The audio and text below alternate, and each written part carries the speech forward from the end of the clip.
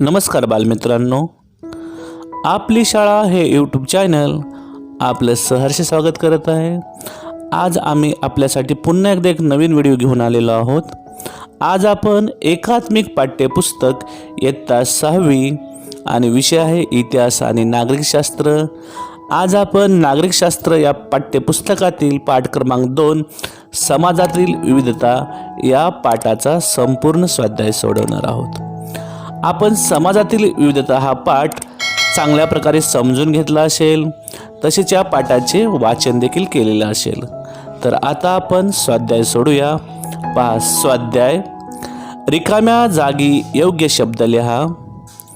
1. विविध समूहाच्या बरोबर राहणे म्हणजे टिंब अनुभवणे होय। या ठिकाणी आपल्याला रिकामी जागा येणार सहअस्तित्व। मग आपण याचं उत्तर लिहायचं आहे, विविध समूहाच्या बरोबर राहणे म्हणजे सहअस्तित्व अनुभवणे होय। त्यानंतर पुढील रिकामी जागा आहे, भारत हे जगातील एक महत्त्वाचे टिंब राष्ट्र आहे। या ठिकाणी आपल्याला रिकामी जागा येणार आहे धर्मनिरपेक्ष। आपण आता याचं उत्तर लिहूया, भारत हे जगातील एक महत्त्वाचे धर्मनिरपेक्ष राष्ट्र आहे। त्यानंतर पुढील रिकामी जागा 3. सहकार्यामुळे समाजातील टिंब अधिक निकोप होते। या ठिकाणी शब्द येणार आहे परस्परावलंबन। आपण आता उत्तर लिहूया, सहकार्यामुळे समाजातील परस्परावलंबन अधिक निकोप होते। अशा प्रकारे प्रश्न क्रमांक 1 रिकाम्या जागी योग्य शब्द लिहा आपण पूर्ण केलेला आहे। त्यानंतर पुढील प्रश्न आहे प्रश्न क्रमांक 2, खालील प्रश्नांचे प्रत्येकी एका वाक्यात उत्तरे लिहा। प्रश्न पहिला, सहकार्य म्हणजे काय? आता आपण याचं उत्तर लिहूया। उत्तर, एकमेकांच्या अडचणी व प्रश्न सोडवण्यासाठी परस्परांना मदत करणे व देवाणघेवाण करणे यालाच सहकार्य असे म्हणतात। अशा प्रकारे आपण या प्रश्नाचं उत्तर लिहायचं आहे। त्यानंतर पुढील प्रश्न आहे प्रश्न क्रमांक 2, धर्मनिरपेक्षतेचे तत्व आपण का स्वीकारले आहे? आता आपण याचं उत्तर लिहूया, आपल्या देशात भाषिक आणि धार्मिक विविधता मोठ्या प्रमाणावर असल्यामुळे ही विविधता निकोपपणे जपण्यासाठी आपण धर्मनिरपेक्षतेचे तत्व स्वीकारले आहे। असे आपण प्रश्नाचे उत्तर लिहायचे आहे। या प्रकारे आपण प्रश्न क्रमांक 2 खालील प्रश्नांचे प्रत्येकी एका वाक्यात उत्तर लिहा पूर्ण केलेलं आहे। त्यानंतर पुढील प्रश्न आहे प्रश्न क्रमांक 3, खालील प्रश्नांची 2 ते 3 वाक्यात उत्तरे लिहा। यामध्ये प्रश्न पहिला आहे, भारतीय समाजातील एकता कशात दिसून येते?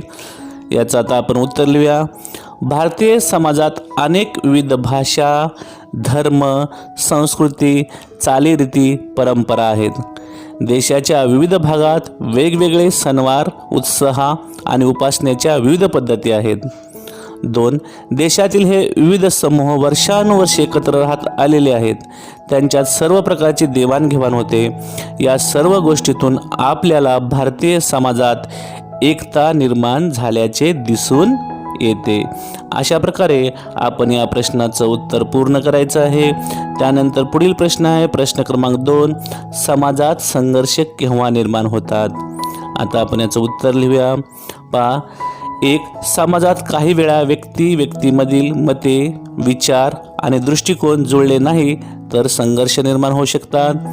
2. एकमेकाविषयी असणारे पूर्वग्रह किंवा गैरसमज यामुळेही समाजात संघर्ष निर्माण होऊ शकतात।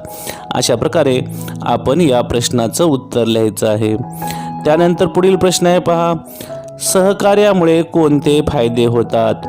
आता आपण याचं उत्तर लिहूया। 1. सहकार्यामुळे समाजातील परस्परावलंबन अधिक निकोप होते। 2. समाजातील सर्वांना सामावून घेता येते। 3. परस्परांच्या अडचणी समस्या सोडवण्यासाठी एकमेकांची मदत होते। आणि 4. दैनंदिन जीवनात सुरळीत चालते आणि सर्वांचाच विकास होण्यास मदत होते। अशा प्रकारे सहकार्याचे अनेक फायदे आपल्याला दिसून येतात। त्यानंतर पुढील प्रश्न आहे प्रश्न क्रमांक 4, तुमच्या समोर 2 मुले भांडत आहेत तर तुम्ही काय कराल? याचं आता उत्तर लिहायचं आहे. मुलांनो, या प्रश्नाचं उत्तर आता तुम्हालाच लिहायचं आहे की जर तुमच्यासमोर कोणाचं भांडण होत असेल तर त्यावेळेस तुम्ही काय करतील. तर आता मी तुम्हाला उदाहरण म्हणून याचं उत्तर लिहून दाखवतो. पहा, माझ्यासमोर भांडणाऱ्या 2 मुलांना मी प्रथम आजूबाजूला असणाऱ्या लोकांच्या मदतीने एकमेकापासून दूर करीन. त्यांना शांत करून प्रत्येकाला भांडणाचे कारण विचारेन. जो चुकीचा वागला त्याला समजावून सांगेल. भांडणाचे कोणते वाईट परिणाम होतात ते त्यांना सांगण्याचा प्रयत्न करेल. दोघांची समजूत घालून दोघात समेट घडवून आणण्याचा प्रयत्न करेल. तसेच दोघांच्या घरच्यांना त्यांच्या भांडणाविषयी सांगेल आणि पुन्हा भांडण होणार नाही याचे त्यांच्याकडून प्रयत्न करून घेईल. अशा प्रकारे आपण या प्रश्नाचं उत्तर लिहू शकतात. त्यानंतर विद्यार्थी मित्रांनो, पुढे एक प्रश्न दिलेला आहे. पहा आपणाला, तुम्ही शालेय मंत्रिमंडळात मुख्यमंत्री आहात. तुम्ही कोणकोणती कार्य कराल. पहा विद्यार्थी मित्रांनो, आपल्या शाळेमध्ये प्रत्येकाच्या मंत्रिमंडळ असतं. केव्हा ना केव्हा त्या मंत्रिमंडळामध्ये तुमचा समावेश होतो. कधीतरी तुम्हाला मुख्यमंत्री होण्याची देखील संधी मिळते. तर मग तुम्ही जर शाळेचे मुख्यमंत्री असतील तर तुम्ही शाळेसाठी कोणते उपक्रम करतील किंवा कोणते कामे करतील या ठिकाणी आपल्याला लिहायचे आहेत. पहा, आपण याचं उत्तर लिहूया. उत्तर पहा, शाळेचा मुख्यमंत्री म्हणून मी वेळोवेळी मंत्रिमंडळाच्या बैठका घेईल. 2. शाळेची शिस्त राहील याकडे लक्ष देईन. तसेच शाळेत विविध उपक्रम व्यवस्थित पार पाडेन. 3. मंत्रिमंडळात त्यांना त्यांचे कामे समजावून सांगेल. तसेच इतर शाळेतील चांगले उपक्रम आपल्या शाळेत राबवता येतील का याविषयी शिक्षकासोबत चर्चा करेल. 4. विद्यार्थ्यांमध्ये एकोपा निर्माण करेल. तसेच विविध मंत्री त्यांचे कामे व्यवस्थित करतात का त्याबाबत लक्ष देईन आणि त्यांना वेळोवेळी मार्गदर्शन करील. अशा प्रकारे आपण अनेक कामे आपण शाळेचे मुख्यमंत्री म्हणून करू शकतात. तुम्हाला जे सुचतील ते देखील तुम्ही या ठिकाणी लिहू शकतात. तर विद्यार्थी मित्रांनो, अशा प्रकारे आज आपण पाठ क्रमांक 2 नागरिकशास्त्र या विषयातील समाजातील विविधता या पाठाचा संपूर्ण स्वाध्याय सोडवलेला आहे. तुम्हाला हा स्वाध्याय नक्कीच आवडला असेल. या स्वाध्यायाच्या शेवटी आपल्याला 2 उपक्रम देखील दिलेले आहेत. पहिला उपक्रम आहे शिक्षकाच्या मदतीने शाळेत सहकारी तत्वावर कुमार वस्तू भांडार चालवा. त्याविषयी तुमचे अनुभव लिहा.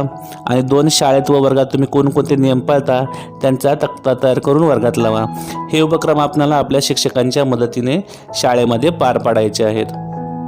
तर विद्यार्थी मित्रांनो, तुम्हाला हा व्हिडिओ नक्कीच आवडला असेल. तुम्हाला जर हा व्हिडिओ आवडला असेल तर तुम्ही आमच्या चॅनलला लाईक करा, सबस्क्राईब करा आणि हा व्हिडिओ जास्तीत जास्त शेअर करा. पुन्हा एकदा भेटूया एका नवीन पाठासह आणि नवीन स्वाध्यायासह. तोपर्यंत सर्वांना मनपूर्वक धन्यवाद.